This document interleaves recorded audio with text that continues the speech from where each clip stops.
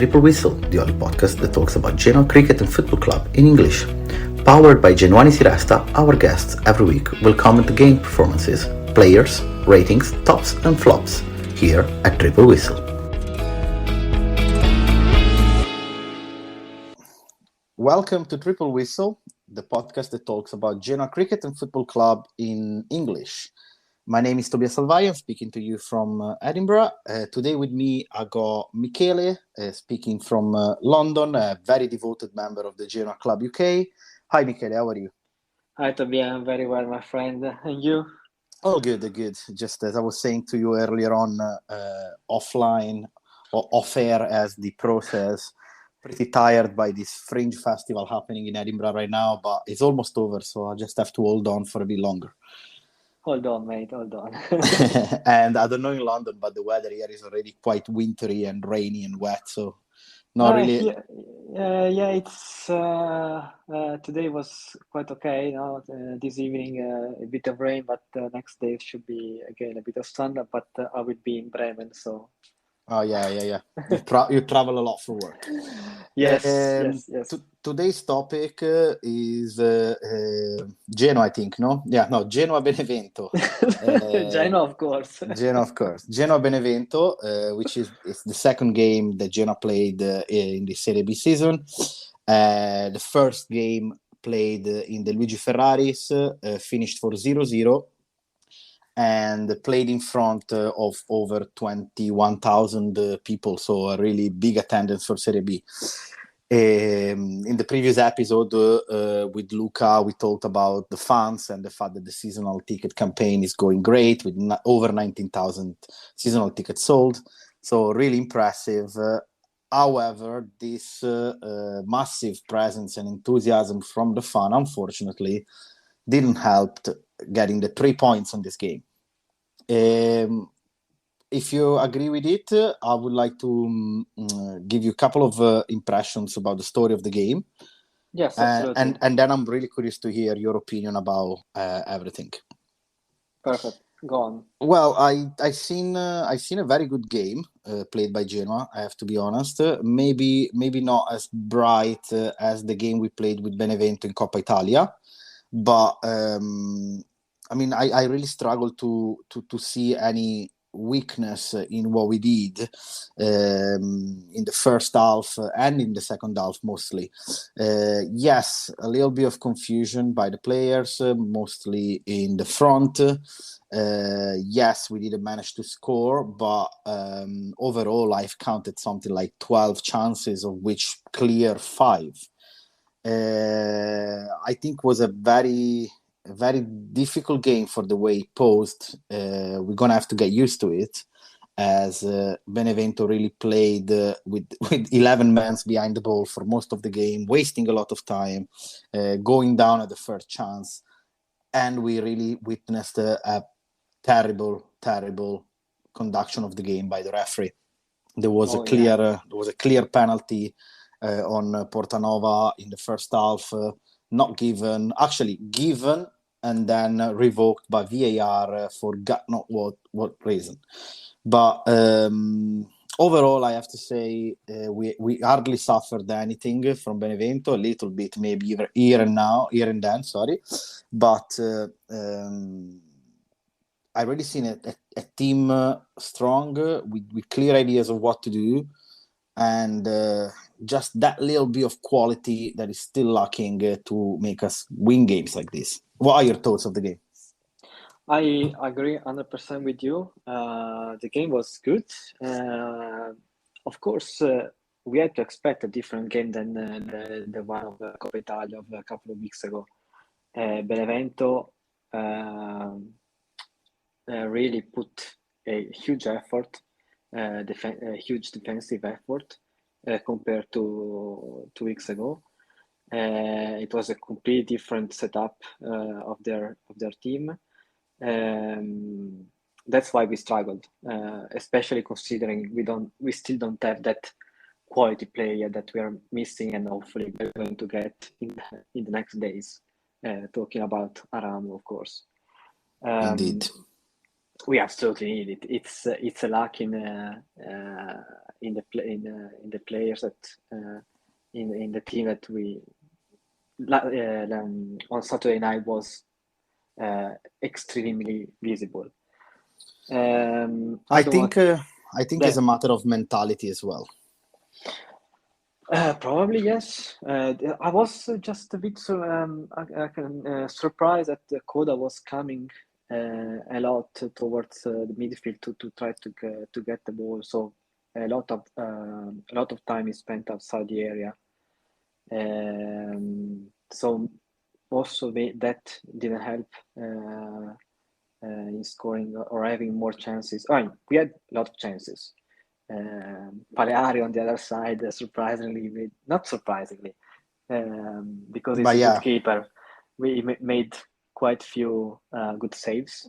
quite a few saves. On Koda, I have to say, sorry if I interrupted you. Yeah, please. I've seen the way he played, and I totally agree with you. He played far away from the goal. He's a kind of player. I went and see all the highlights of when he was in Lecce and before that in Benevento. He's a player that tends to play like this. Koda last year did yes, a lot of goals, but he did 19 assists. So is that kind of player that goes and play with the team, and then he gets in the box. The problem is that outside Gudmundsson, there's nobody right now that can help him score, that can help him serve.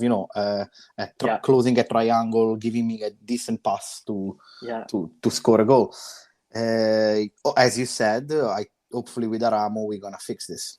Hopefully yes, because if we start again not scoring goals, then it's gonna be a very long season again. Oh, absolutely. And what are your thoughts about the penalty situation, but overall the conduction of the game? The referee in general was absolutely. I have no words, honestly. The penalty was clear, but it's not only the referee; it's also the people at the VAR. They don't have to intervene in this occasion.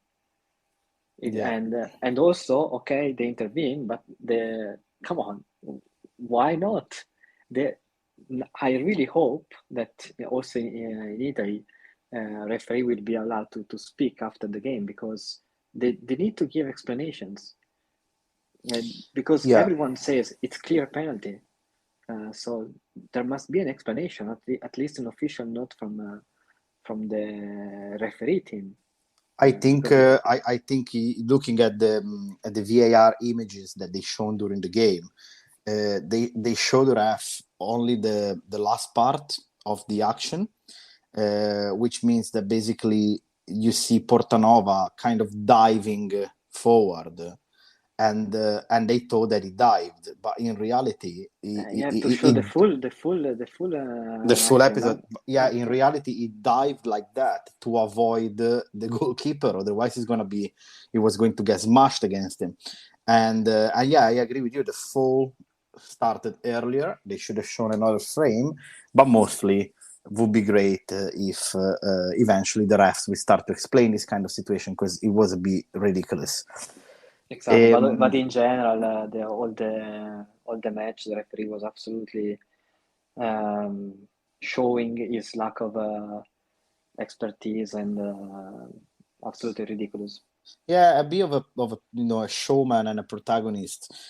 He wanted to prove a point to the players at the end of the first half, when he wasted a lot of times to get the ball back to Paleari because he didn't shot when he whistled.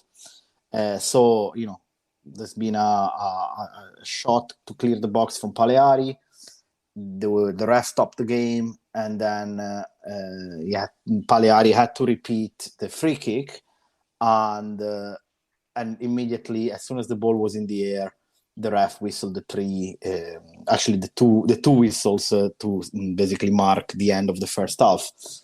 So a clown. I cannot find different words. Absolutely. I mean, you don't have the, how can I say, the experience or the name that other referees have. So keep calm and and just grow. run things Maybe properly. maybe in few years, exactly. Maybe in few years you can act like that, but now you are no one. Absolutely. We usually do something in Triple Whistle. We ask our guests what are the 3 tops and the 3 flops for them. I want to hear yours and give me a reason, of course. Gudmundsson, starting from the top, I start with Gudmundsson. He played very well. He did some very interesting plays with the code, I think, as well. And he had a couple of good chances. Maybe he could have shot the goal himself instead of looking for the assist. At the end of the game, you mean? Yeah, towards Yeah. the end of the game, yeah. Yeah, but I think he was one of the best. Actually, he was the best. Then the other 2 tops, I think I heard a lot of bad comments about Bader, but honestly, from my point of view, he was one of the best of the game. Okay. And the third one, even if earlier I said that I was surprised that Koda was coming a lot towards the midfield to look for the ball, but I still think he was one of the best, trying to help the team to get more chances and trying to create something. Yeah. I do agree with you with Gudmundsson.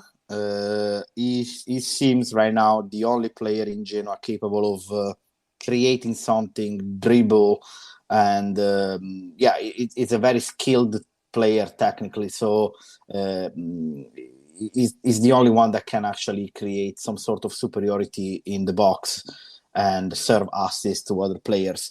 Yes, that chance that he missed, he could have shot, he didn't, but let's not forget the magic ball he put towards Yeboah, and just for a matter of centimeters, Yeboah was offside, so the goal was disallowed. Absolutely. Let's remember, we didn't say that earlier, actually. On top of the penalty, Genoa had 2 goals regularly disallowed, but that shows how much we created. I mean, 2 goals, 1 penalty not given, 3 or 4 saves from Paleari. What can you say to this team? Nothing. No, nothing. And as we were discussing earlier before the registration, it's a long season. It's like a marathon. We need to keep calm and be with the boys. Exactly. I also want to make clear that it's not going to be a walk in the park. Serie B is probably harder than Serie A for certain things, and folks should realize that Genoa is not an army. It's a strong football team that got its flaws, that is made by athletes that have their ups and downs, and with patience, with hard work, we're gonna eventually get there. But let's not shoot ourselves in the foot getting hysteric towards 0-0, heavily conditioned by the referee. Just a second game. Exactly. Badeli, I don't know. I've seen him really well on the first game with Benevento. I've seen him okay, struggling a little bit in Venice. With the second game of Benevento, so the Saturday game, yes, he's still Badeli. He's still a player that don't belong to Serie B. It's a top class player. He played a World Cup final, so we are talking of somebody that knows how to play football. However, I think he's still behind physically, and he really struggles when the rhythm is high. If he plays like he did in the last 20 minutes of the game, where the opponents were starting to be very tired and the game was a bit more stretched, then yes, I agree with you, he played a decent last 20 minutes. However, he lost a very bad ball at the very end of the game, where we were supposed to attack and do the last assault to the goal of Paleari. He lost the ball dramatically. But yeah, overall, I can see why you voted him. Koda, yes, is proving to be a real football player, the striker that we needed. I really appreciate the fact that he wants to help the team, and that it's at some point during the game I noticed that he wanted to somewhat carry the whole weight of the offensive game on his shoulder. Whether if this is being said by Blessin or it was his choice to go and play so close to the midfielder, I don't know. But definitely with this attitude, I'm sure that he's going to make us happy with a lot of goals and assists. What are the 3 flops for you? Flops, but just talking about the game, and I don't want to give a final judgment to anyone. No, just about the performance, of course. Martinez, sorry. Okay. He lost. He was missing. He was giving away a ball just outside the area in the first half, if I remember well. It was terrible. But it's mainly just for that, because otherwise he didn't have to do much during the game, but that ball was terrible. Yeah. Portanova, quite a big step back compared to previous games, but again, it's just about this game that I'm giving my judgment. And as third one,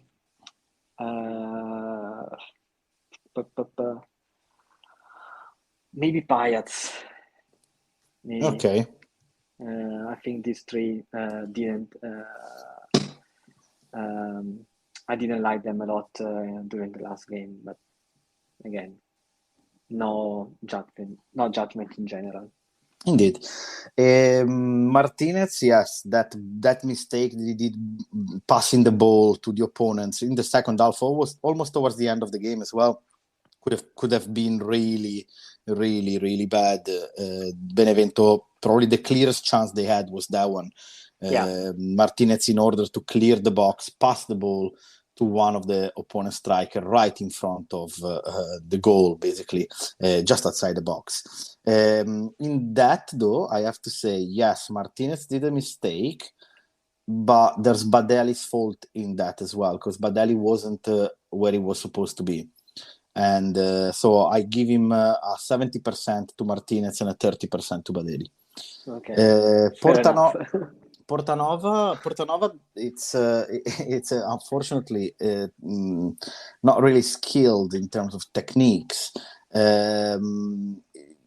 Is really committed and important for the game of Blessin, I think, because his intensity and his tactical sense help a lot in the face of non-possession. That penalty was clear, and he's been really good to go for it and get it. He's just not being rewarded for that. However, yes, I do agree with you when you said that he should have. It's a step back to what he did in the past. And the last one was Pajic, if I remember correctly. Yeah. Pajic, yes, is not the left winger as we hope for, but taking also the consideration that have been done in the podcast that Realtà Genoana do, has FT played much better than him? No, yeah, honestly, that was my doubt. Should I say FT or Payet? Because also FT didn't impress me really. I think Payet really struggles to defend. Let's consider this. With Venezia, he had Zampano on the wing, which is a good runner. And Saturday, with Benevento, he had I forgot his name. I think it's Letizia, the captain of Benevento, one of the best wingers of Serie B. So not easy for him. However, it's not an excuse. Somehow I saw Pajic offering himself a bit more towards the front. Maybe not as good as we expect, but he tried to put a couple of nice balls in the box. He participated a bit more than FT on the opponent's game. Let's say this though, again, hearing from others that knows a little bit more than me about it. It's very difficult for the wingers to play in Genoa right now because Gudmundsson and Portanova, they are not playing wide. They're playing very close to the center. So that leaves the full sides to cover for Pajac and FT. So it's really a lot to run over the game. True. So I give him that. So instead of Pajac as worse, I would put myself Ekuban. And I explain why. Ekuban played a very good game in terms of availability, willingness to participate to the game, chasing the opponents up, press when he needed to press, but he's hardly been in the box. He's hardly shot. He never shot on target. He never shot at all. He covered a lot the space of Koda. And I think the reason why Koda was coming back to get the ball was because Ekuban was somehow covering the space that he was supposed to be occupied by Koda. So I like Ekuban. I do. I'm one of the few that likes him, actually. But I think he's not fit to play with Koda. And I think he's not fit to play in this Genoa that has to win games when the opponent's teams are closed in their back. Probably, so yes. Yeah, not the best. But Genoa is apparently negotiating for Aramu, which is already done. He's supposed to be doing the medicals on Wednesday. But also, Wednesday? Okay. Yes, I read Wednesday, but we are very close to sign on a loan with the option then to buy Puskas from Readings in the UK. He played last year for Pisa, and he's a very good striker. He can play as vice Koda or next to Koda as a let's say talented, skilled second striker. Let's see. I don't know. Honestly, last year I didn't watch other games than Genoa, to be honest. Let's see. I'm curious. I'm going to look at some videos of this player. I think the club is. I think the club invested in the right way, and they're building a very strong team. Blessing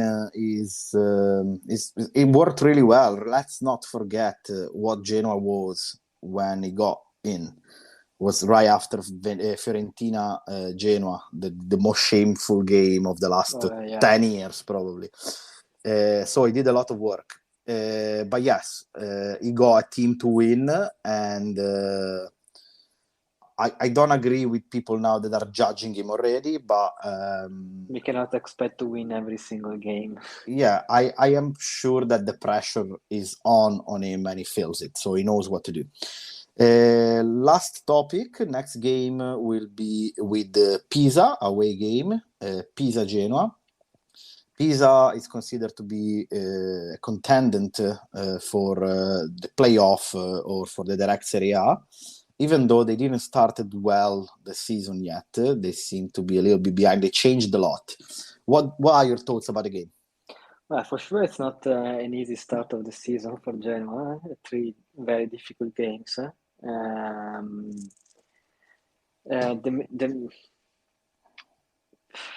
It's hard to say now what to expect from the next one. I hope there is it's gonna be a game more similar to the one in Venice, where we managed to finalize the occasions we had. Just a bit more aggressivity and intensity, intensity, a bit more hunger in shooting on the goal. So let's see what happens, and hopefully we're gonna see Aramu and maybe Puskas too for a few minutes in the pitch. Hopefully, yes. Michele, it's been an absolute pleasure. Thank you very much for participating. My pleasure, Tobia. Thank you very much. And I forget to say this all the time, but I remind everyone who's listening, if they have the pleasure to follow us on all of the social media platforms, so Facebook, Instagram, Twitter, Spotify, Spreaker, and God knows what else, Amazon as well, and sorry, not Amazon, Apple, pardon. But yes, we are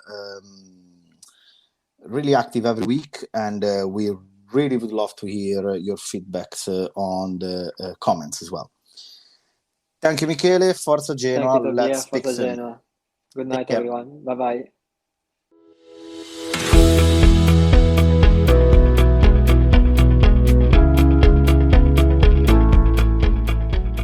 You've listened to Triple Whistle, the after game podcast of Genoa Si Resta. See you next week.